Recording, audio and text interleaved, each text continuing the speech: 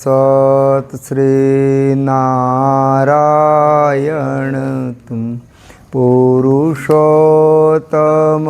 गुरु तू सिद्ध बुद्ध तू स्कंद विनायक सविता पावक तू ब्रह्म मध्य तू सर्वशक्ति तुम ईशु पिता प्रभु तुम रुद्र विष्णु तू राम कृष्ण तू रहीम ताओ तुम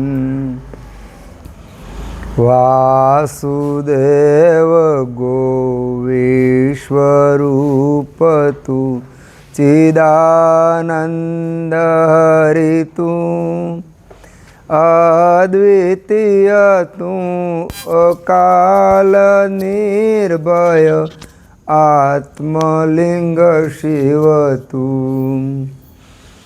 ओम तत्सत् श्री नारायण तुम पुरुषोत्तम गुरु तुम गुरुर्ब्रह्मा गुरुर्विष्णु गुरुर्देवो महेश्वरम् गुरुर्साक्षात् परब्रह्म तस्मै श्री गुरुवे नमः। ओम सहनाववतु सहनौ भुनक्तु सह वीर्यं करवावहै तेजस्विनावधीतमस्तु महाविद्विषावहै। ओम शांति शांति शांति। આપણે આગળનું જે બોલવાનું છે ને અત્યારે સેશનમાં બોલી લઈએ, પણ હવે પછી આગળનો જે ક્રમ છે ને એ 8 વાગ્યા પહેલાં આવી જવાનું. જેમણે એ પાઠ લેવો હોય ને એ 8 વાગ્યા પહેલાં આવી જાય.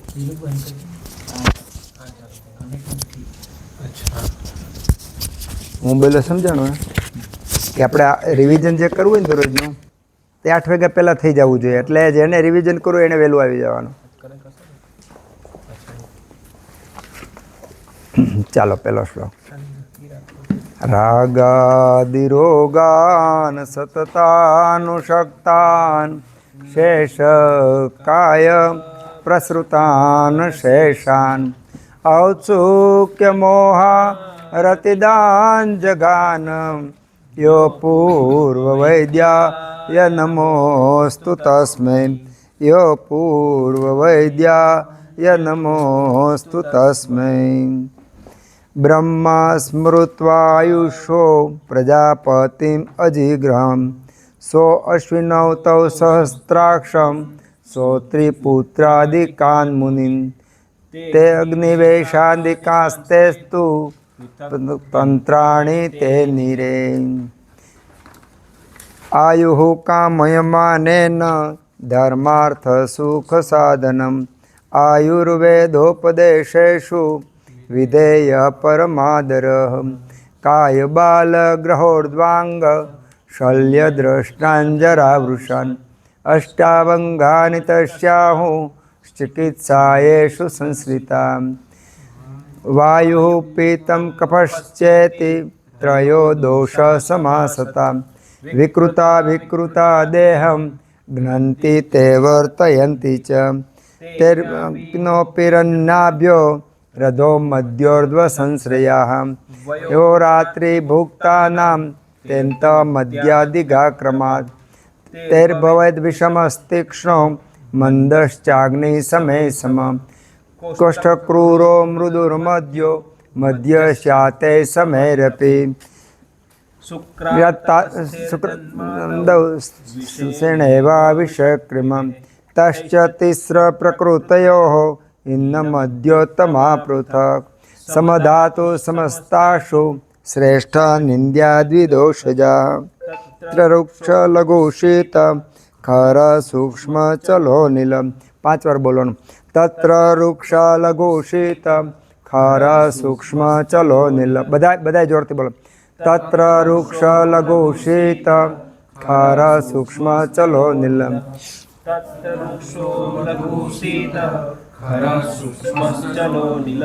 તત્ર વૃક્ષ લઘુ શીત ખર સૂક્ષ્મ ચલો નીલ ઓમ શાંતિ શાંતિ તત્ર તત્ર એટલે તે કયો તો આપણે 3 દોષ એમાં એનો પહેલો દોષ જે છે તે શું છે વાયુ તત્ર વૃક્ષ લઘુ શીત ખર અને સૂક્ષ્મ આની ઉપર આપણે આંશિક વાત કરી કે ભાઈ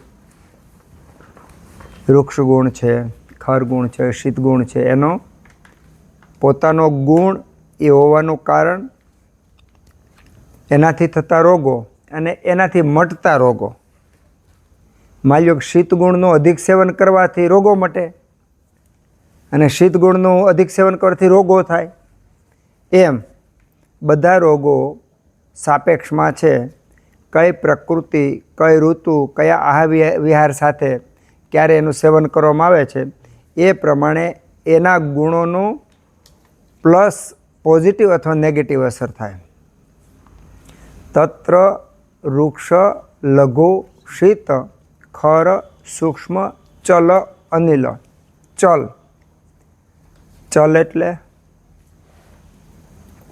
ચલ એટલે સ્થિર ન હોય એ અસ્થિર ચલાયમાન ગતિમાન એ બધા અર્થ થાય તો આ વાયુનો ગુણ છે કે વાયુ સ્થિર ન હોય ચલ હોય સતત એ ગતિ કરતો હોય આપણી આજુબાજુમાં વાયુ જે છે એ વાયુના અણુ પરમાણુ સતત ગતિ કરતા હોય તો ચલ ગુણ એ એનો મૂળભૂત ગુણ છે પણ આમાં મોટી વાત એ છે કે આ શ્લોકમાં પહેલો ગુણ તત્ર વૃક્ષ પહેલો ગુણ વૃક્ષ આવ્યો છેલ્લો ગુણ ચલ આવ્યો તો જે ગુણ જે દોષને વધારે અસર કરતું હોય વધારે વધારતું હોય વધારે કોપાયમાન કરતું હોય એને પહેલાં તો જેમ જેમ નીચે જતું જાય એમ એમ એની અસર એ પ્રમાણે થતી જાય તો ચલ એટલે ગતિમાન અસ્થિર ચલાયમાન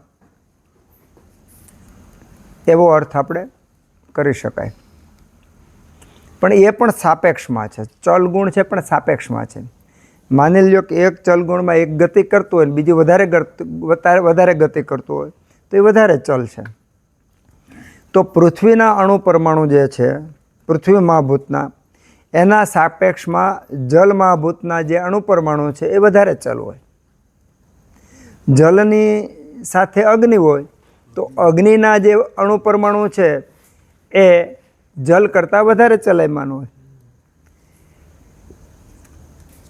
અગ્નિ કરતાં વાયુ તો અગ્નિના અણુ પરમાણુ જે છે એ વાયુના સાપેક્ષમાં વાયુ વધારે ચલાયમાન વાયુ વધારે ગતિમાન છે વાયુ વધારે ચલ છે તો ઉત્તરોત્તર જે મહાભૂત છે એમાં ચલ ગુણ વધતો જાય છે વાયુ કરતાં થોડો ચલ ગુણ આપણે એમાં વહેવું એવો છે સર ગુણ છે શેમાં અગ્નિમાં આપણે જલમાં સર ગુણ છે તો એનો અર્થ એવો કે એ ગતિ કરે છે પૃથ્વી સ્થિર છે એની અમે જલ ગતિ કરે છે બરાબર તો જલ કરતાં અગ્નિ એ વધારે ગતિ કરે અગ્નિ કરતાં વાયુ વધારે ગતિ કરે તો ઉત્તરોત્તર મહાભૂત જેમ આગળ આવેલા જાય એમ એનામાં ચલ ગુણ વૃદ્ધિ પામતો જાય આપણે સારવાર મહાભૂત પ્રમાણે પણ કરી શકીએ પંચમહાભૂત પ્રમાણે પણ કરી શકીએ દોષો પ્રમાણે કરી શકીએ, દોષોના ગુણો પ્રમાણે પણ કરી શકીએ. તો ચલ ગુણના વ્યવહારિક કે જીવનની અંદર આપણે જે પ્રત્યક્ષ સેવન કરીએ છીએ એનું આપણે પહેલાં તો આહારની અંદર કરીએ, પછી વિહારમાં કરીએ, પછી વિહારમાં વ્યાયામને બધું આવી ગયું, અને ઔષધમાં સામાન્ય રીતે આપણે 3 બાબત જોઈએ. જેવી રીતે કોઈ પણ શબ્દ હોય, શબ્દનો આધિભૌતિક, આધિદૈવિક અને આધ્યાત્મિક એ રીતે 3 અર્થ નીકળતા હોય છે. એમ આપણે કોઈ પણ ગુણને આપણે આરોગ્યની દૃષ્ટિએ વાતો કરીએ છીએ, એટલે જે ગુણ છે એ આપણા રસોડામાં, આજુબાજુમાં કયો ગુણ એમાં પ્રધાન છે, ત્યાર પછી આપણા ભોજનમાં, આપણા વિહારમાં અને આપણા ઔષધમાં, આ 3 ગુણનું આપણે જોઈએ. તો એનાથી શું થાય કે જ્યારે વાયુવાળી જે વસ્તુ છે ખોરાકમાં, વિહારમાં અને ઔષધમાં, જો વાયુવાળી વસ્તુનું સેવન કરવાનું નથી તો આપણે એનાથી દૂર રહીશું, અને જ્યાં ચલ ગુણની આપણે જરૂર છે ત્યાં ચલ ગુણનો આપણે ઉપયોગ કરશું. એટલા માટે થોડો ઘણો આ વિભાગ કરી લીધો હોય તો આપણને ખ્યાલ છે. તો ચલ ગુણવાળી વસ્તુ આપણા ભોજનમાં કઈ છે ચલ ગુણવાળી? તો જેમાં વાયુ મહાભૂત સામાન્ય રીતે વધારે હોય એમાં ચલ ગુણ હોય.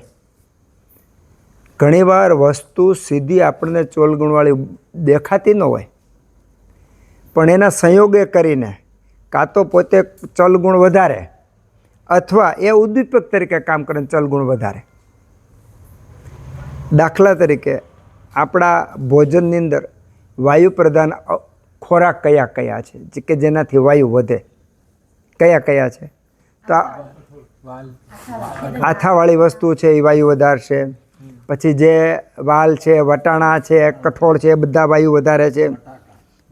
તો આ વસ્તુ સીધી આપણને દોડતી હોય એવું નથી દેખાતું, ગતિ કરતી હોય નથી દેખાતું, પણ એના સંયોગને કારણે અંદર રહેલો જે વાયુ છે એ વાયુ ચલાયમાન વધારે થશે. તો આપણા રસોડાની અંદર કઠોળ, મગ સિવાય, મગ છે એ ભલે લઘુ છે પણ વાયુનો પ્રકોપ કરનાર નથી, વાયુને દુષ્ટ કરનાર નથી. શું કામે દુષ્ટ કરનાર નથી? કે અડદ અને વાયુ બેને તમે સરખામણીમાં લ્યો, ચણા લ્યો, વટાણા લ્યો, તો બીજા વાયુ વધારે પણ પચવામાં ભારે હોય, ઘણા વિષ્ટંભી હોય, ઘણા સ્રોતો રોધ કરનારા હોય, એવા અલગ અલગ એકાદો એમાં ગુણ રહેલો છે, જેના કારણે મગ એનાથી ચડિયાતો છે. મગ ચડિયાતો એટલા માટે છે કે મગનો પોતાનો અગ્નિ અને આપણો જઠરાગ્નિ, તો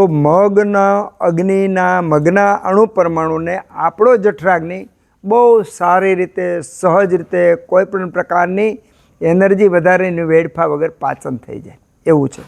ઘણા માણસો મગ જેવા હોય, ગમે ત્યાં જાય તો એને મદદરૂપ થાય, ગમે ત્યાં જાય એને સહાય કરે.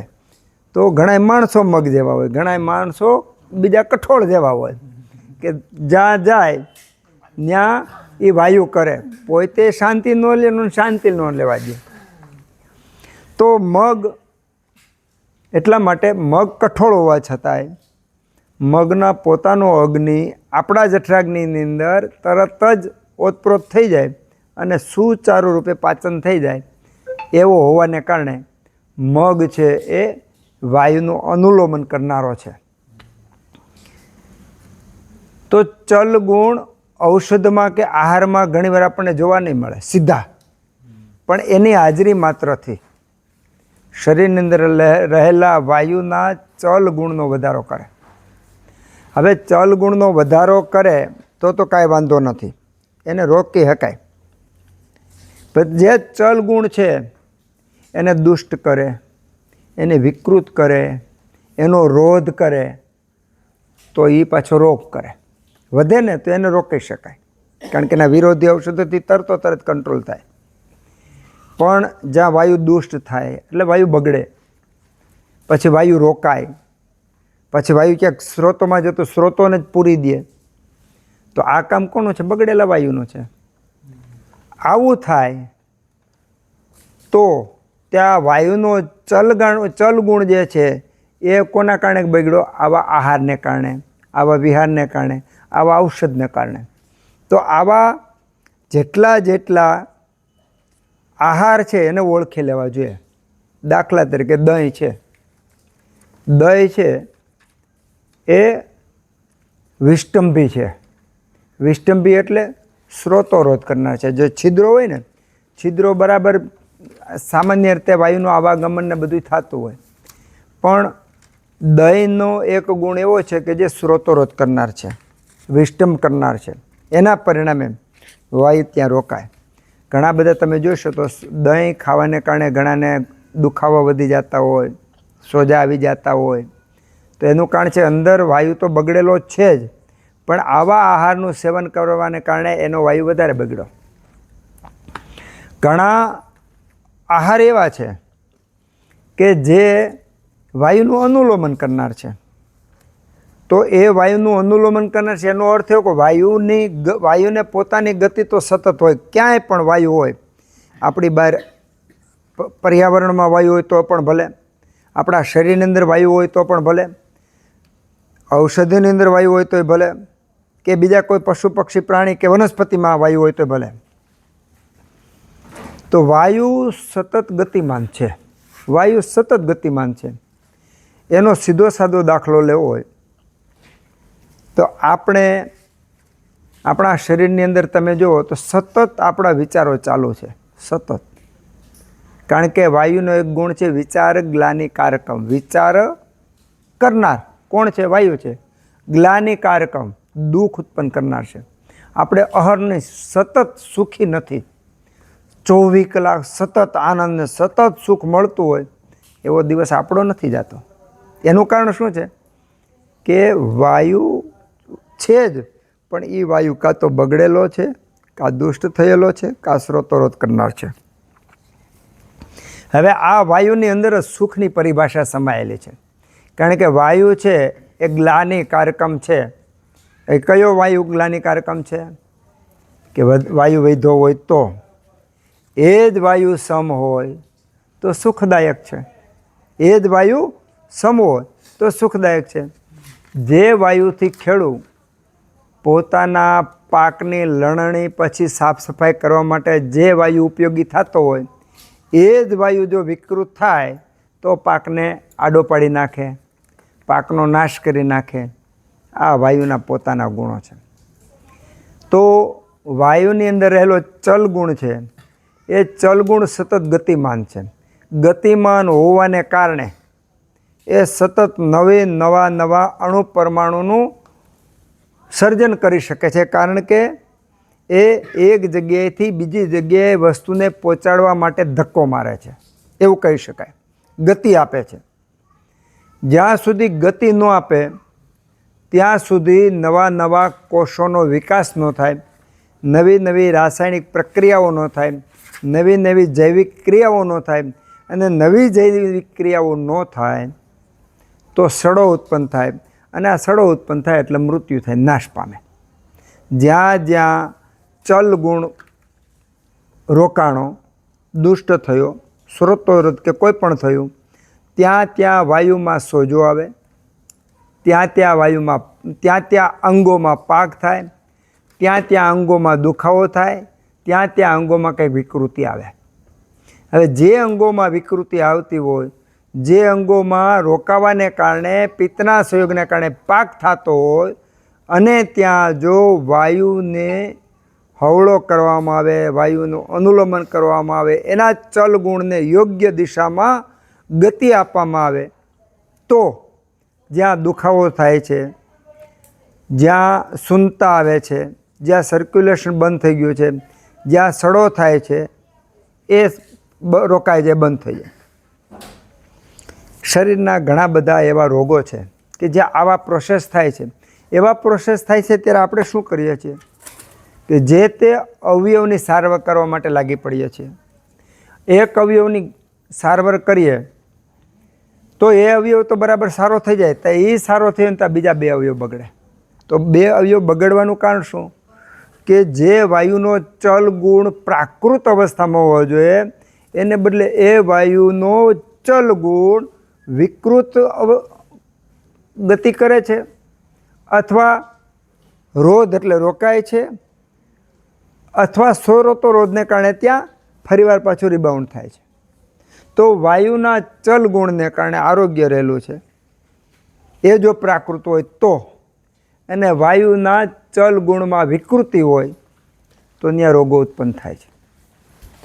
કોઈ પણ શરીરની ક્રિયા હોય, શરીરનું સ્વાસ્થ્ય હોય, શરીરમાં રોગો હોય, સુખ કે દુઃખનો કરનાર વાયુ છે, અને વાયુમાં ખાસ ચલ ગુણ છે. આપણે અત્યારે જે શ્લોકો બોલીએ છીએ એ શ્લોકોને કંઠસ્થ કરવા હોય તો કંઠસ્થ કરવા માટે વિચારોને ગતિ આપવી પડે. જો વિચાર ગ્લાનિ કારકમ એ તો બોલ્યા, પણ વિચાર કારક છે, વિચાર કરનાર છે કોણ છે? વાયુ. હવે અહીંયા સમજવાનું એ છે કે વિચાર તો આવવાનો કોના કારણે આવવાનો? વાયુને કારણે આવવાનો વિચાર. આ જે વિચાર વાયુને કારણે આવે છે, તો તમે નહીં વિચાર કરો તોય વિચાર આવવાનો છે, વિચાર કરો તોય વિચાર આવવાનો છે. તો હવે કરવાનું શું? ગતિ તો થવાની જ છે. જે વિચાર આવે છે એ વિચારને તમે આવવા દો, આપણો કંટ્રોલ ન કરો તો એ વિચાર આપણું ભક્ષણ કરશે, એ વિચાર આપણો ઉપયોગ કરે છે. તો એ અર્થમાં આપણે વિચારના ગુલામ થાય છે, કારણ કે આપણે કાંઈ એની ઉપર કંટ્રોલ કરી શકતા નથી. જેની ઉપર આપણે કંટ્રોલ નથી કરી શકતા એ જે વિચાર છે એ વાયુનો ચલ ગુણ છે, અને એ વિચાર આપણને રોગરૂપ છે. એનો એક દાખલો તમે લઈ લો. રાત્રે સૂતા હોય, 2:30 વાગે બધાની નીંદર ઉડે છે. ઉડે પછી શું કરીએ છીએ? વિચાર કરીએ છીએ. વિચાર કરતા નથી, વિચાર આવે છે. જો વિચાર કરતા હોય ને તો સુખની ઉત્પત્તિ થાય, વિચાર આવતા હોય તો દુઃખની ઉત્પત્તિ થાય. વિચાર કરતા હોય તો આપણે જે રીતે આપણી ઈચ્છા પ્રમાણે આપણે વિચારને ગતિ આપીએ, વાયુને ગતિ આપીએ, ચલગુણને ગતિ આપીએ. આપણે જેને ગતિ આપીએ એમાં સુખની ઉત્પત્તિ થાય. વાયુ પોતાની રીતે જે વિચાર આવે, જે ચલગુણ એમાં છે એના પ્રભાવને કારણે આપણે દુઃખ ઉત્પન્ન થાય. કારણ કે એ વિચાર ઉત્પન્ન થવા માટે વાયુના ચલગુણને કારણે આપણો કોઈ નિયંત્રણ નથી, કોઈ કંટ્રોલ નથી. જેવી રીતે રોડ ઉપર જતી બધી વ્યક્તિઓ હોય, એ કોઈ બરાબર ચાલતી હોય, બરાબર ન ચાલતી હોય, હજારો વ્યક્તિ જતી હોય, બાઇક લઈને જતી હોય, 4 વ્હીલ લઈને જતી હોય, ચાલીને જતી હોય, કોઈ ક્રોસ આવતી હોય, સામા એના નિયમો તોડીને ચાલતી હોય. દરેકની સાથે તમે માથાકૂટ કરો. અહીંયા આપણે ઊભા છીએ તો આમ હરખો નથી હાલતો, બધાની સાથે માથાકૂટ કરીએ તો આપણે કેટલા દુઃખી થાય છે. એ દાખલો જ ખાલી આપણે બાઇક લઈને જતા હોય, કોઈ સામેથી આવે, કોઈ ક્રોસ કરે, કોઈ ઊભો રહે, તો આપણે મગજ બગાડે રાખીએ તો દુઃખી તો આપણે થવાના છીએ. એવું બહારની પરિસ્થિતિ જેમ આપણા કંટ્રોલમાં નથી, ટ્રાફિકની, આપણે સુખી થવું દુઃખી થવું આપણે નક્કી કરવાનું. જો લેટ ગો કરો તો સુખી, લેટ ગો ન કરો તો દુઃખી. એમ આપણી અંદર વાયુના ચલગુણને કારણે ઉત્પન્ન થતો વિચાર, એ ઉત્પન્ન થતો વિચાર એને જો આપણે એ વિચારને આપણે આપણી ઈચ્છા પ્રમાણે ઢાળીએ તો એમાં સુખની ઉત્પત્તિ થાય. પણ એ જ વિચાર પોતાની વિકૃતિને કારણે ગમે એ રીતે વિચારો આવતા હોય તો એ દુઃખ આપનાર છે. એનું પણ બહુ મોટું સાયન્સ છે. અત્યારે આપણે જે દોષોની વાતો કરી રહ્યા છીએ એ દોષોની વાતો બહુ સુપરફિશિયલ છે, બહુ સુપરફિશિયલ છે. કારણ કે આ એક ચલ ગુણ ઉપર આપણે સવાર સુધી વાતો કરીને ત્યારે ખબર પડે કે ચલ ગુણ ખરેખર કોને કહેવાય, વૃક્ષ ગુણ કોને કહેવાય. જ્યાં સુધી સંવાદ એકબીજા સંવાદ ન કરે, એકબીજાની બુદ્ધિ ભળી અને નવા નવા અર્થ નહીં આવે ત્યાં સુધી આપણને સમજણ નહીં પડે. સમજણ નહીં પડે ત્યાં સુધી આપણા બુદ્ધિનો વિકાસ થવાનો નથી.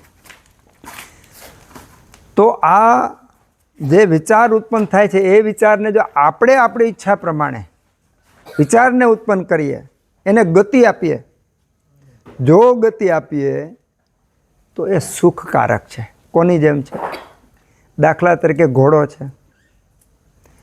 ઘોડો અને જંગલમાં રખડતું નીલગાય રોજ, આમ તો એક વર્ગ જેવું જ પ્રાણી લાગે આપણને.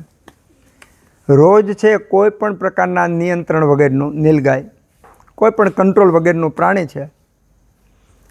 તમે એનો કાંઈ ઉપયોગ ન કરી શકો. તમારી ખેતીની આવકો પર ખૂબ બધું નુકસાન કરે અને તમે પકડવા જાઓ પાછું પકડાય નહીં, છે ને એવું.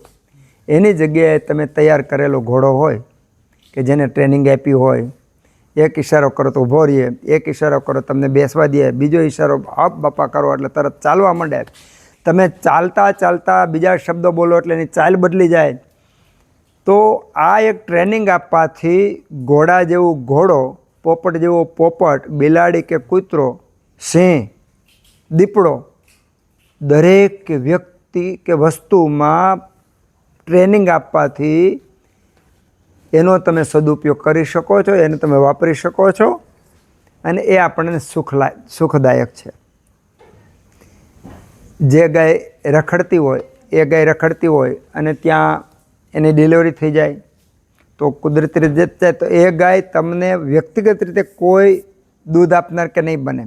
એ જ ગાયને તમે પાળી પોષીને મોટી કરી હોય અને પછી તમને દૂધ અમૃત જેવું આપે છે. એવી રીતનું આપણામાં જે ગાય, ઘોડો, બળદ, સિંહ, બધા પોપટ, બધા પક્ષીઓ કે પ્રાણીઓ છે જ ટ્રેનિંગ આપ્યા વગરના ટ્રેનિંગ આપેલા. એટલો જ ફેર વિચારનું ઉત્પન્ન થવું અને વિચાર ઉત્પન્ન કરવો એટલો તફાવત છે. તો આનામાં ચલગુણ છે, આમાંય ચલગુણ છે. આમાં જે ચલગુણ છે એ ચલગુણ તમારા નિયંત્રણમાં નથી. એ ચલગુણ એની રીતે છે તેના કારણે તમને દુઃખ આપનાર છે. જ્યારે આ બાજુ ચલગુણ છે, આ ચલગુણને તમે યોગ્ય દિશા આપી છે. દાખલા તરીકે પવનચક્કીની જે વાયુનો ઉપયોગ તમે પવનચક્કીમાં કર્યો તો એ પવનચક્કી તમને વિદ્યુત આપે છે, એનો ઉપયોગ કર્યો. તો ચલગુણનો ઉપયોગ આમાં વિચારમાં ઉપયોગ કરવાથી એ પરમ સુખ આપે છે. અને એ આપણને અધ્યાત્મની અંદર મનને કઈ રીતે નિયંત્રણમાં રાખવું, મનની ગતિને કઈ રીતે યોગ્ય દિશામાં વાળવી, એની ખૂબ બધી અલગ અલગ પરંપરામાં અલગ અલગ વિધિઓ છે. અને આ બધી વિધિઓ મનની ઉત્પન્ન થતી વિચારોની જે ગતિ છે એને નિયંત્રણ રાખવાની એક કળા માત્ર છે, બીજું કાંઈ નથી. જેવી રીતે કસરત કરવાથી શરીર મજબૂત બને, જે તમે 5 કિલો ન ઉઠાવી શકતા હોય એ 40 કિલો ઉઠાવી શકો નિયમિત કસરત કરવાથી. તો શરીરને જેમ આપણે નિયંત્રિત કરીએ, બળવાન બનાવી શકીએ છીએ, એવી રીતે આપણા મગજને પણ, આપણા વિચારને પણ આપણે નિયંત્રિત કરી અને એની પાસેથી કામ કરી શકાય. શરીર પાસેથી કામ કરવું એ સહેલું લાગે છે, મન પાસેથી કામ કરવું એ અઘરું લાગે છે. પણ શરીરથી જે આપણે કેળવી અને જે કામ કરી એના કરતાં 100 ગણી કે 1000 ગણી તાકાત મનને કેળવીને ઉત્પન્ન કરવામાં, પ્રોડક્શન કરવામાં જે કામ છે, વિચારને ગતિ આપવામાં, ચલગુણનો ઉપયોગ કરવામાં એટલી તાકાત રહેલી છે કે અનેક ગણી ઉપયોગી છે. એનો દાખલો તમે જોઈ લો. સામાન્ય રીતે આમાં કેટલાક ભાઈઓ બહેનો જે છે એ શ્લોકો પાકા કરે છે, ઘણા બધા શ્લોકો પાકા કરતા નથી. પણ જ્યારે આપણે વ્યવસ્થિત આ શિબિરમાં એ શ્લોકનું અધ્યયન અને શીખવાડવાનું ચાલુ કરશું તો આપણને ખબર એમ થશે કે આપણે આ શ્લોક તો કોઈ દિવસ આપણને આવડે જ નહીં. એ શ્લોક એટલો સહેજે આપણને આવડી જાય, કેમ થાય કે આપણને કઈ રીતે આવડ્યો?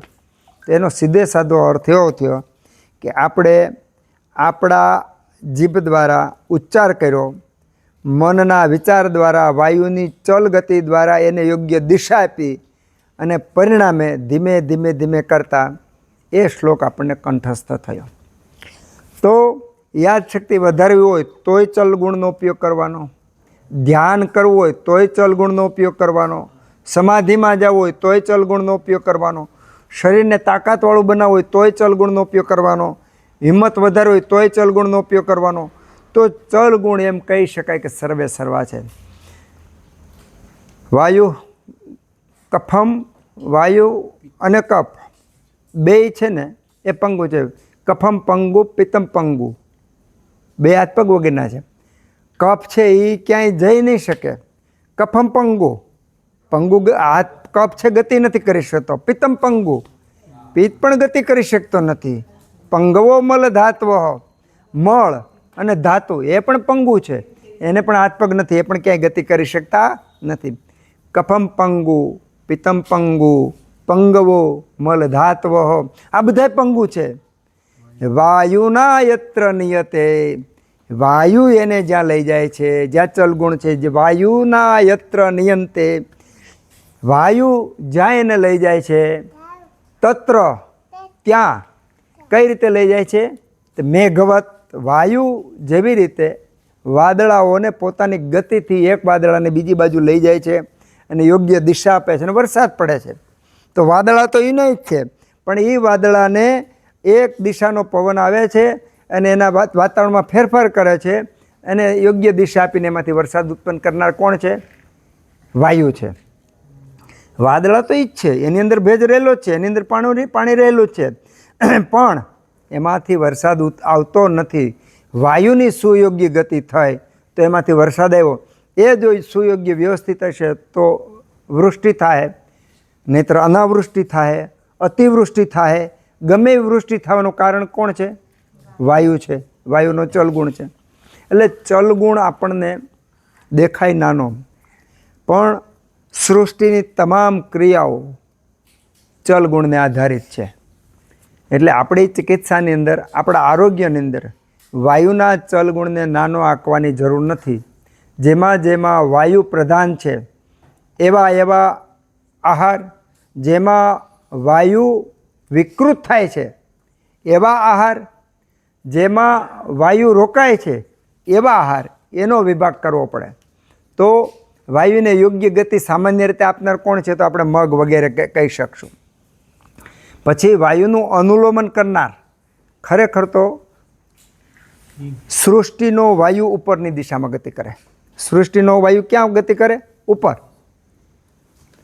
શરીરનો વાયુ ક્યાં ગતિ કરે? નીચે. સૃષ્ટિનો વાયુ ઉપર ગતિ કરે તો એ ગુણ કહેવાય, તો એ સૃષ્ટિ માટે ફાયદાકારક છે. જો એ જ વાયુ ઊંધો ચાલ્યો તો એ જ વાયુ અનાવૃષ્ટિ, વાવાઝોડા આવું બધું કરી શકે. શરીરનો વાયુ અનુલોમન નીચે જ આવવો જોઈએ. એ જ વાયુ જો નીચે જવાને બદલે ત્યાં રોકાય, ખાલી ઉપર જાય તો છાતીમાં દુખાવો થાય, ગભરામણ થવા માંડે, હૃદય બંધ પડી જાય, એટેક આવવા માંડે, પેરાલિસ, કોઈ પણ પ્રોબ્લેમ થઈ શકે. હાથમાં પેરાલિસ થાય, પગમાં પેરાલિસ થાય, ફેશિયલ પેરાલિસ, કોઈ પણ થાય. તો બ્રહ્માંડની અંદર વાયુ ઉર્ધ્વ ગતિ કરે છે, આ શરીરની અંદર વાયુ નીચે ગતિ કરે છે, એનો ચલગુણ નીચે છે. ગીતાના 15મા અધ્યાયમાં ઉર્ધ્વ મૂલમ, અધ શાકમ, અશ્વસ્થમ, પ્રાહુર્વયમ, છંદાંસી યસ્ય પર્ણાની યસ્તમ વેદશ વેદવિદ. સૃષ્ટિની અંદર જે પીપળાનું વૃક્ષ કીધું છે એમાં સૃષ્ટિની અંદર જે છે એમાં વાયુના મૂળ અને બધું ઊંધું કીધું છે.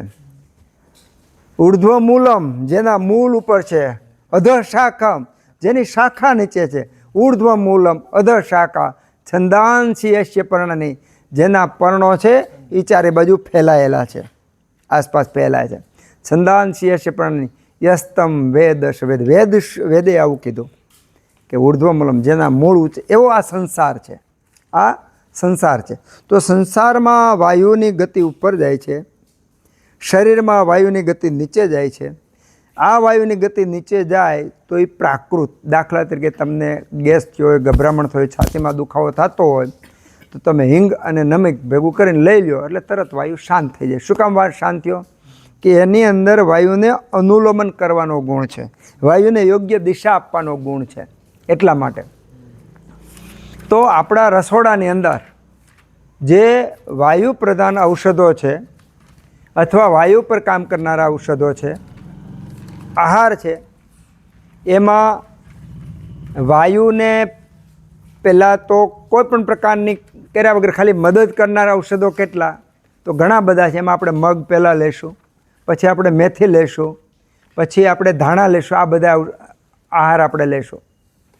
ત્યાર પછી વાયુનું અનુલોમન કરનાર ઔષધો કહેવાય તો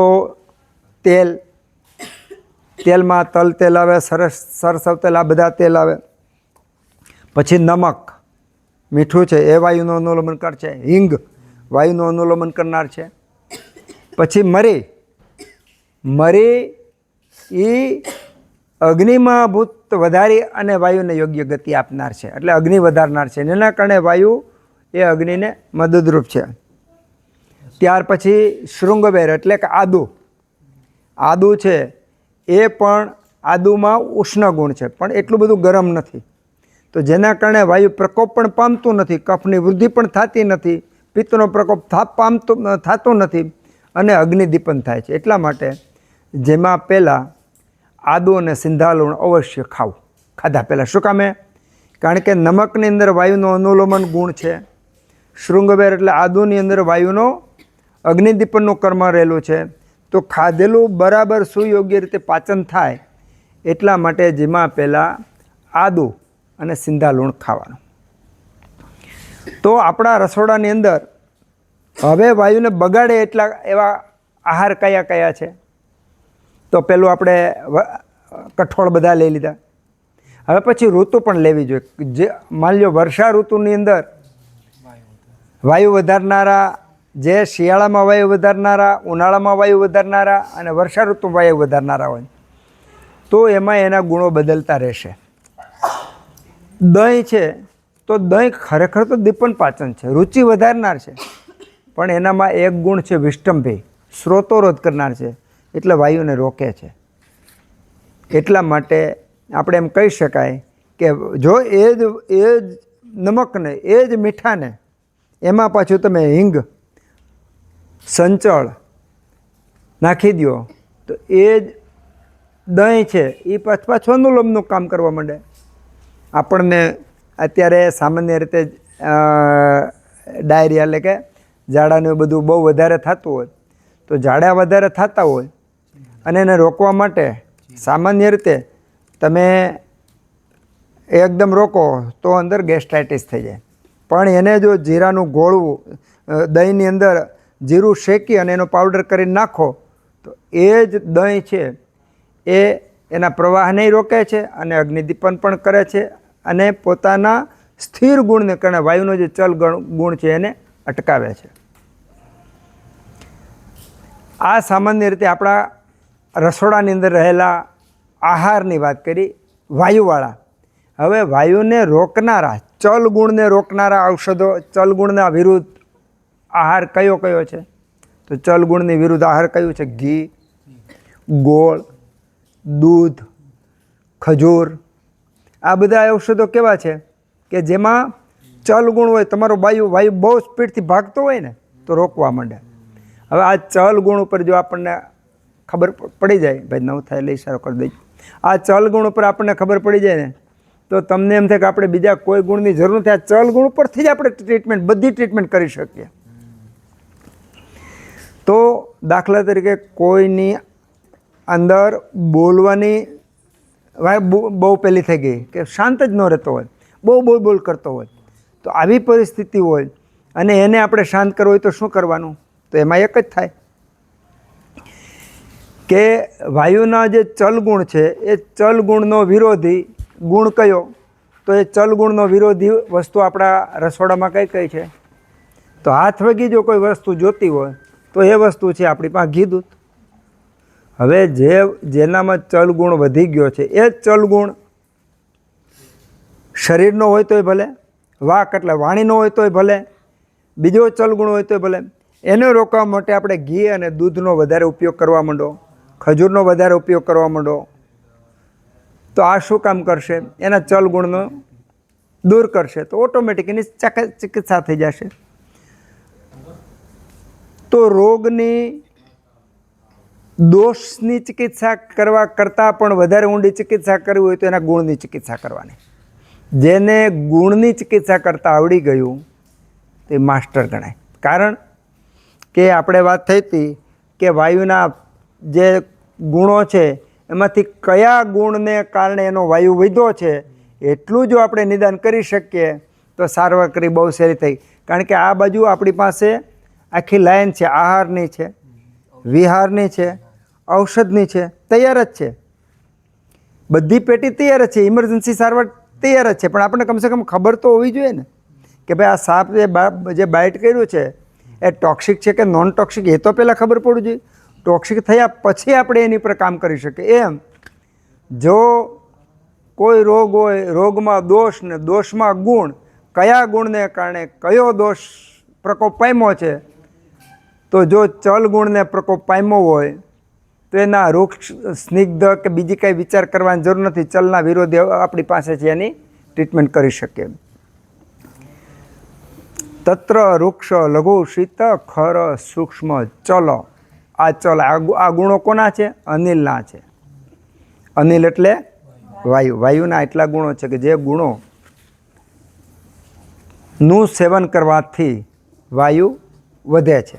આ વાયુના પ્રાકૃત ગુણો છે. હવે ચલ ગુણ આપણે શેમાં જોયા? રસોડામાં જોયા, આહારમાં જોયા. એ જ ચલ ગુણ આપણે વિહારમાં જોયા. વિહારમાં દાખલા તરીકે પહેલી જ આપણી પથારી. પથારી ગાદી તકિયાવાળી હોય, જમીન ઉપર હોય, કડક જમીન ઉપર હોય, લાકડા ઉપર હોય, તો જેમ વધારે કડક એમ વાયુના ગુણ વધારે. જાડી ગાદી તકિયાવાળું હોય, આશ્યા સુખમ, સ્વપ્ન સુખમ. ગાદી તકિયાવાળી સતત પથારીમાં બેસવાવાળો, સૂવાવાળો એવી વ્યક્તિ હોય તો એનામાં ચલગુણ હોય નહીં. જો ચલગુણ હોય તો જેનામાં ચલગુણ વધારે હોય, વાયુગુણ વધારે હોય એવી વ્યક્તિને આનું સેવન કરવામાં આવે તો એનો વાયુ શાંત થાય. અથવા જે આનું સતત સેવન કરે છે એનો વાયુનો વિરોધી ગુણ કયો આવશે? કફ. કફ પ્રધાન વ્યક્તિ હોય. અહીંયા બે વસ્તુ છે. એક તો કફ પ્રધાન વ્યક્તિને સેજે સેજે સુખ, સંતોષ, જેને સોફ્ટ કોર્નર કહેવાય એવી વસ્તુ વધારે ગમે ને એની બહાર જાય જ નહીં. હા, કમ્ફર્ટ ઝોન છે. કમ્ફર્ટ ઝોન છે, બરાબર. હવે કમ્ફર્ટ ઝોનની અંદર ગયો એટલે એક તો એને કફ ગુણ જ દોષ જ છે, એમાં એનો દિવસે દિવસે વધારો થતો જવાનો છે, એના કારણે એનો રોગો વધવાના છે. એની સામે એ જ ચિકિત્સા આપણે શેની કરવાની છે? વાયુને જો એ ચિકિત્સા કરવામાં આવે વાયુવાળાને તો વાયુની ચિકિત્સા થઈ, વાયુ શાંત થયો, તો કયા ગુણની કયા દોષ સાથે ચિકિત્સા કરવી એ પણ બહુ ચિંતન માગી લે, અનુભવ માગી લે. હવે મારે તમારી સાથે વાતો કરવી તો બહુ સહેલી, કદાચ તમારે સમજવું પણ બહુ સહેલું, પણ જ્યારે દર્દી આવે અથવા આપણને કાંઈ તકલીફ થાય ત્યારે એના જે વિભાગ કરવા એ બહુ અઘરું છે. વાતુને આચરણમાં જે વાણી છે, જે શબ્દ છે એને આચરણમાં જ્યાં સુધી મૂકવામાં ન આવે તો એ વાણી કે એ શબ્દ માત્ર શબ્દ જ છે, એનો કોઈ અર્થ નથી, એનું કોઈ વજન નથી, એનો કોઈ ભાવ નથી. આચરણમાં ઉતરેલા શબ્દો જ તમને ઉપયોગી છે. તો આચરણમાં જ્યાં સુધી જ્ઞાનને ન ઉતારી શકીએ ત્યાં સુધી એ જ્ઞાનની કોઈ મહત્તા નથી. જ્ઞાનને ઉપયોગ કરવા માટે બે જ રીત છે. કાં તો જે જ્ઞાન આવડે છે બીજાને શીખવાડો, અથવા એ જ્ઞાનનો સીધે સીધો જ્યાં જરૂર છે ત્યાં ઉપયોગ કરો. તો ને માત્ર તો જ એ જ્ઞાન ટકે. બાકી જ્ઞાન પંડિતાની જેમ ખાલી કોર્નરમાં પડ્યું રહે, જ્યારે જરૂર ત્યારે બહાર નીકળે તો એની કંઈ બહુ મોટી અસર કે ભાવ હોતો નથી. તો વાયુના જે ગુણો છે એ વાયુના ગુણોમાં ચલ ગુણ છે. ચલ ગુણની અંદર આપણે વિહારની અંદર ખાસ તો પેલું આસન, પછી બેસવું. જેને વાયુ પિત્ત કફના ગુણોનું આપણે વર્ણન કરીએ છીએ એ રીતનું બરાબર સાંભળેલું હોય, ઘરે ગયા પછી અઠવાડિયું સુધી ચિંતન કરેલું હોય અને સમાજમાં જોતા હોય તો કોઈ પણ વ્યક્તિ બેઠો હોય તો બેહવા ઉપરથી ખબર પડી જાય કે આ વાયુ પિત્ત કફવાળો કયો છે. કફવાળો અલગ રીતે બેસશે, વાયુવાળો અલગ રીતે બેસશે, પિત્તવાળો અલગ રીતે બેસશે. કફવાળાની આંખોના પલકાર અલગ રીતે હશે, પિત્તવાળાના અલગ રહેશે, વાયુવાળાના અલગ હશે. કફવાળાનો આંખનો સફેદ ભાગ જે છે ડોળો એ અલગ હશે, પિત્ત અને વાયુવાળાનો અલગ હશે. આ જે ભ્રમર છે, જે કપાળ છે, જે વાળ છે એ કફવાળાના અલગ હશે, પિત્તવાળાના અલગ હશે, વાયુના વાળાના અલગ હશે. આપણે આ દોષોના ગુણોનું વર્ણનમાં ડીપ ગયા પછી કોઈ પણ પ્રકારનો એક્સરે, કોઈ પણ પ્રકારનો MRI, CT સ્કેન, લેબોરેટરી કાંઈ કરવું ન પડે. છતાંય જે વિભેદ થાય એ 100% પરફેક્ટ થાય. ઓમાં તો 4 સોનોગ્રાફીવાળા અલગ અલગ મંતવ્ય આપી શકે, 3 MRI વાળા અલગ અલગ મંતવ્ય આપી શકે. જ્યાં તમારું TBનું નિદાન થયું હોય ત્યાં પછી બીજો MRI વાળો એમાં કેન્સરનું નિદાન આપે ને કેન્સરની સારવાર થાય, આવું તો ખૂબ બધું જોયું છે. પણ દોષોના ગુણના વિભેદથી કરેલું નિદાન નિશ્ચિત જ હોય છે. એમાં તો આ કરવા માટે આપણે આચરણમાં મૂકવાનું. હવે તમે આચરણમાં મૂકવું નથી મૂકવું એ જોવું હોય તો અત્યારે તમે તમારી ઉપર નજર કરો કે પહેલાં વર્ગની અંદર આપણે વાયુનો વૃક્ષ ગુણ ઉપર વાત કરી હતી. આખું અઠવાડિયું તમને તમારા શરીરમાં, તમારા ઘરના સભ્યોમાં, શરીરના આજુબાજુમાં જેટલી વ્યક્તિઓ તમારા સંપર્કમાં આવી એમાં તમે વૃક્ષ ગુણ જોવાનો પ્રયત્ન કર્યો હતો કે નહોતો કર્યો? અને એ વૃક્ષ ગુણ જોયા તો તમને ખ્યાલ આવી ગયો કે આનામાં આ વૃક્ષ ગુણ, આ વૃક્ષ વાળ છે, ચામડી છે, એના કપડાની ચોઈસ પણ વૃક્ષ હોય, એના બોલવાનો અવાજનો રણકો પણ વૃક્ષ હોય, એના જે નિર્ણયો પણ વૃક્ષ હોય, એની લાગણીને પ્રેમ પણ વૃક્ષ હોય. તો આ વૃક્ષ ગુણનો જો તમે આ વૃક્ષ ગુણનું આપણે ચિંતન કર્યું હોય તો અઠવાડિયામાં તો વૃક્ષ ગુણના માસ્ટર થઈ જાય આપણે. એક અઠવાડિયામાં આપણે થયા? જો હા, તો આપણે એક અઠવાડિયું જે પસાર કર્યું એ બરાબર છે. અને જો વૃક્ષ ગુણના માસ્ટર ન થયા તો આપણે બગાડ્યું.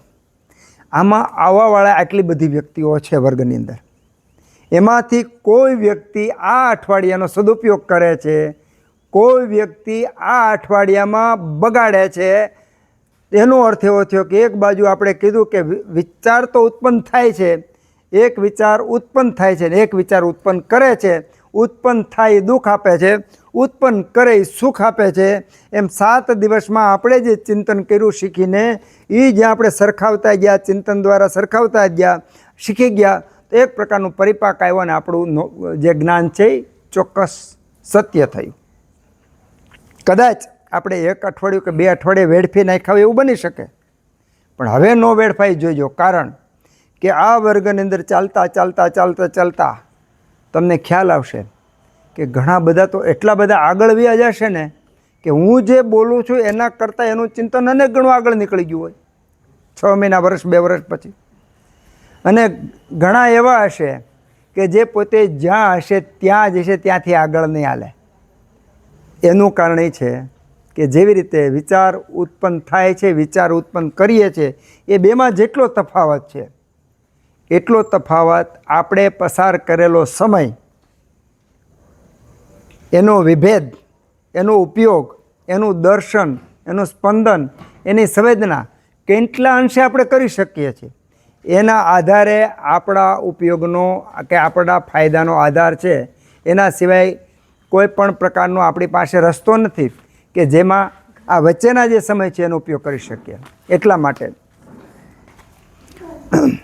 ચલ ગુણ પથારીમાંથી ચાલુ થાય છે, પછી ચાલવામાં કોઈ વ્યક્તિ ચાલ્યું જતું હોય તો ખાલી આમ હાથ હલાવતો હોય ને ત્યાં વાયુવાળો અલગ હલાવે, પિત્તવાળો અલગ હલાવે, કફવાળો અલગ હલાવે. કફવાળાનો હાથ હલતો હોય ને તો જાણે કે ગરબા લેતો હોય એટલું રિધમમાં હલતો હોય. પિત્તવાળાનો હાથ હલતો હોય તેમાં અહંકાર સાથે, જર્ક સાથે હાલતો હોય. અને વાયુવાળાનો મેળ જ નહીં, હાથ હલાવતો હોય એને બેલેન્સ ન રહેતું એવું લાગે ને, આપણને જોવા ન ગમે. જ્યારે આ ચલગુણનો ઉપયોગ વાયુવાળો ચાલતો હોય ત્યારે એના શરીરનું જે બેલેન્સ, તમે બોડી સ્ટ્રક્ચર જુઓ તો કફ પિત્ત વાયુના એટલા વિભેદ પડે.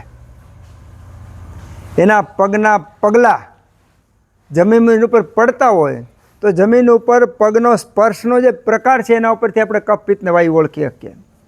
એટલું જ નહીં, આપણે મોઢું ફરીને બેઠા છીએ ને પાછળથી કોઈ વ્યક્તિ પસાર થાય છે તો એ કયા દોષવાળો વ્યક્તિ છે આપણને ખબર પડે, કારણ કે એણે જમીન વાયરે જે પગ પછાડ્યા છે, જમીન વાયરે જે સ્પર્શ થાય છે અને જે ધ્વનિ ઉત્પન્ન થાય છે, જે સ્પંદન ઉત્પન્ન થાય છે, એના આધારે આપણને ખ્યાલ આવે કે એમાં વાયુ ગુણ પ્રધાન, પિત્ત ગુણ પ્રધાન કે કફ ગુણ છે ને એમાં એનો કયો ગુણ પ્રધાન છે. મારા ગુરુ રાહુલ સાહેબ, એના મિત્ર ગુરુ આપણે પ્રભાશંકરભાઈ નાનભટ્ટ ગરડાવાળા ને એ બધા, એ આપણી પરંપરા છે. તો નાનભટ્ટ એકવાર બેઠા હતા અને આ રાહુલ સાહેબને બધા હતા તો 2-4 જણે પૂછ્યું, સાહેબ બાપા, એને બધા બાપા કહે, બાપા તમે તો બહુ મોટી મોટી આયુર્વેદની વાત કરો છો, આ પાછળ જે ભાઈ જાય છે એને શું રોગ છે કહી દો.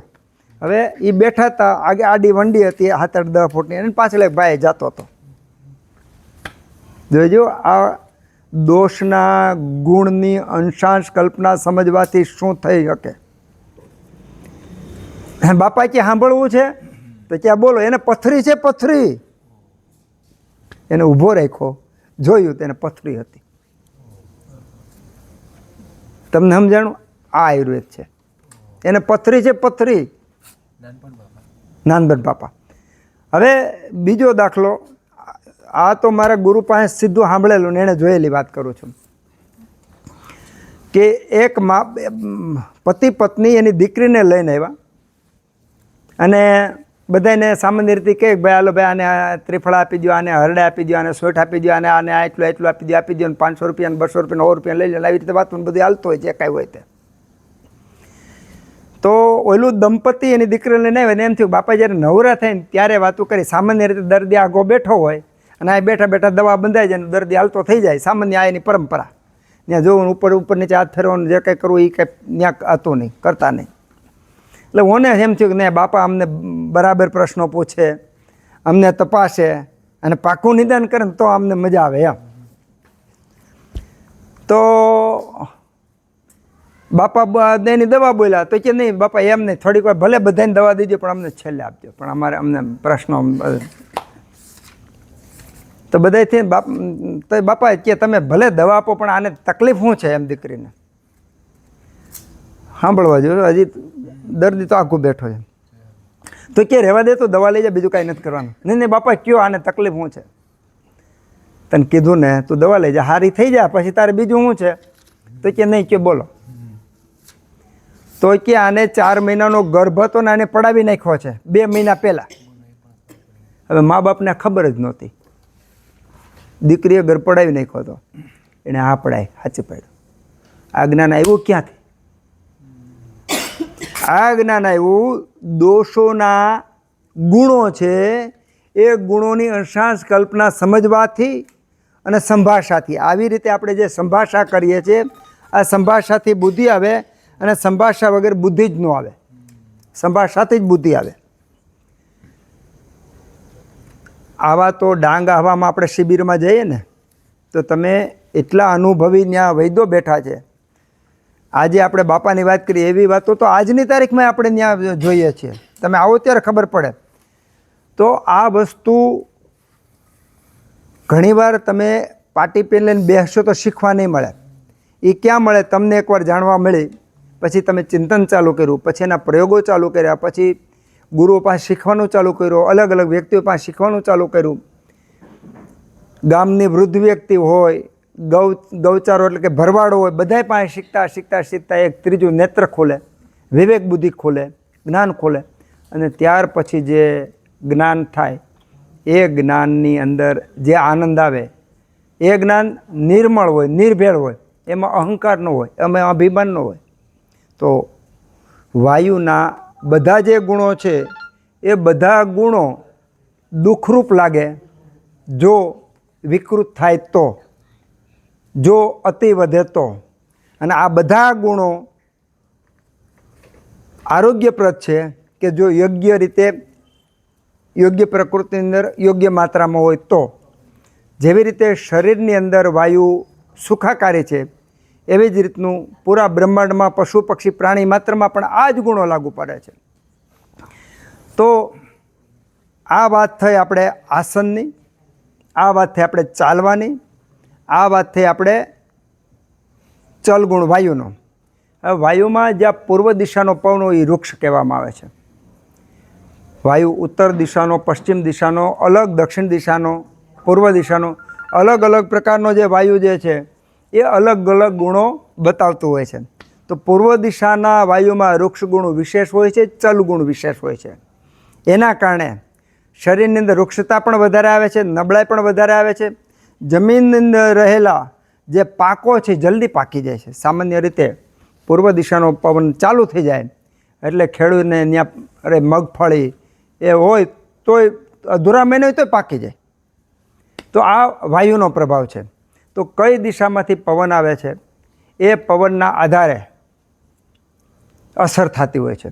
એ જ વાયુનો ચલગુણ જે છે એ આપણે પ્રવાત શબ્દમાં લઈએ તો પ્રવાત બહુ બાઇકમાં જતા હોય, મોટરસાઇકલનું સતત સેવન કરતા હોય અને એ પ્રવાતને કારણે લાંબા સમયે એના સાંધામાં દુખાવો થઈ શકે, ચામડીની અંદર માની લો કે સેન્સેશન આપણે એમ કહે સુપ્તી કે ખાલી ચડવી એવું બધું થઈ શકે, કારણ કે પ્રવાતનું સેવન કરેલું છે. જેમણે પંખાની નીચે સીધા સૂતા હોય તે પણ એક પ્રકારનો પ્રવાત છે. તો વાયુનું સેવન તમે કઈ રીતે કરો છો, એ ચલગુણનું સેવન કઈ રીતે કરો છો એના આધારે સુખ આપનાર છે કે દુઃખ આપનાર છે કે રોગ ઉત્પન્ન કરનાર છે. તો વિહારની અંદર વાયુ સામાન્ય રીતે સવારનો હોય, બપોરનો હોય, રાત્રિનો હોય, સંધ્યાનો હોય.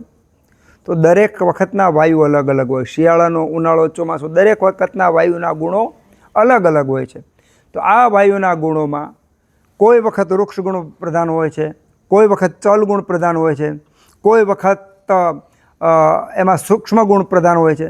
તો અલગ અલગ ઋતુમાં અલગ અલગ વાયુના જે ગુણો છે એ અલગ અલગ પ્રકૃતિમાં અલગ અલગ રીતે આરોગ્ય અને અનારોગ્ય ઉત્પન્ન કરનાર છે. આપણે આ રીતે દોષો, એના ગુણો એને એક પછી એક જોતા જઈશું તો જેના કારણે ખ્યાલ આવશે કે આ માત્ર 3 દોષનું વિવરણ કરવાથી જ આપણને મોટાભાગની બધી વિદ્યાઓ સમજાઈ જાય છે. એટલા માટે તત્ર વૃક્ષ, લઘુ, શીત, ખર, સૂક્ષ્મ, ચલ, અનિલ આટલા જે ગુણો કીધા છે અષ્ટાંકારે વાઘભટ્ટે, એ આ ગુણો પૂરેપૂરી ચિકિત્સામાં ઉપયોગ લેવાના છે. કોઈ પણ રોગ હશે એમાં જ્યાં વાયુ હશે, જ્યાં વાયુનું કર્મ હશે, જ્યાં વાયુનો સંયોગ હશે, જ્યાં વાયુ દુષ્ટ હશે, ત્યાં આ 5 ગુણને કઈ રીતે એની પર કામ કર્યું છે એ જ્યારે જ્યારે આપણે ચિકિત્સા વિભાગમાં જઈશું ત્યારે આપણે એની સમજ કરીશું કે અહીંયા ચલગુણનો, કે અહીંયા વૃક્ષનો, અહીંયા સૂક્ષ્મનો કે કયા ગુણનો કઈ રીતે ઉપયોગ કર્યો છે. તો આપણે સામાન્ય રીતે વાયુના ગુણો માત્ર દોષો નથી, એ નવું નવું સર્જન પણ કરનારા છે, આરોગ્ય પણ આપનારા છે. જો એને સુયોગ્ય વ્યવસ્થિત રીતે એ ગુણોનો ઉપયોગ કરવામાં આવે તો યોગ્ય પ્રકૃતિમાં, અને એ જ ગુણો રોગો ઉત્પન્ન કરનાર છે કે જો એમાં અલગ અલગ રીતે વિકૃતિના રૂપમાં, રોધના રૂપમાં કે પ્રકોપના રૂપમાં સેવન કરવામાં આવે તો એ જ વાયુ રોગ કરનાર છે. એટલે ગુણો કે દોષો કોઈ બધાને રોગ કરનાર પણ નથી, બધાને આરોગ્ય આપનાર પણ નથી. એટલા માટે વૈદ્યની એટલા માટે જરૂર પડે કે જેવી રીતે એક ઘોડાને તાલીમ આપી અને એનો ઉપયોગ કરી શકાય છે, એવી રીતે ઔષધ અને શરીર એનો જો સુયોગ્ય રીતે ઉપયોગ કરી અને તંદુરસ્ત આપનાર હોય તો માત્ર ને માત્ર વૈદ્ય છે. અને વૈદ્ય પાસે આ જ્ઞાન હોય તો અવશ્ય વૈદ્ય બધા પ્રકારના રોગો ઉપર કામ કરી શકે. એટલા માટે ભગવાન ધન્વંતરીને આપણે ખૂબ ખૂબ આભાર માનીએ કે આવડું મોટું જે અમૃત કુંભ જેવો જ્ઞાનનો ઘડો છે એ આપણને કોઈ પણ પ્રકારના ચાર્જ વગર હાવ આપણને એમ નમ ભેટ આપ્યો છે. સામાન્ય રીતે તમે કોઈ વેલ્યુ નક્કી કરો ને 50,000 લાખ 5 લાખ કરોડ 10 કરોડ તો ત્યાં એની વેલ્યુ બંધાઈ જાય છે. જ્યાં ફ્રીમાં હોય, જ્યાં કોઈ પણ પ્રકારની ફી ન હોય અને ભાવ હોય, ત્યાં કિંમત આંકી નથી શકાતી, અમૂલ્ય શબ્દ બની જાય છે. એટલે આ જ્ઞાન આપણને ઋષિમુનિઓ દ્વારા, ગુરુઓ દ્વારા અમૂલ્ય જે જ્ઞાન મળ્યું છે એ વેડફી નાખવા જેવું નથી. આપણા માટે ઉપયોગ કરવાનો છે, સમાજ અને રાષ્ટ્ર માટે ઉપયોગ કરવાનો છે. કારણ કે આ જ્ઞાન જો આજે આપણે નહીં લઈએ તો બીજો કોણ લેશે? ભગવાન ધન્વંતરીએ આપણને આ જ્ઞાન માટે પાત્ર બનાવ્યા છે, એટલા માટે તો આપણે આ બેઠા છીએ. એટલે ભગવાન ધન્વંતરીને આપણે પ્રાર્થના કરીએ કે આપણને આવા ગુણો વધુને વધુ આવે અને આપણે આ જ્ઞાન વધુને વધુ પામીએ, શીખીએ અને સમાજનો ઉપયોગ થાય એવી ભગવાનને પ્રાર્થના. ઓમ સહના ભવતુ સહનૌ ભુનક્તુ સહ વીર્યં કરવાવહે તેજસ્વિનાવધીતમસ્તુ મહાવિદ્વિષાવહે. ઓમ શાંતિ શાંતિ શાંતિ.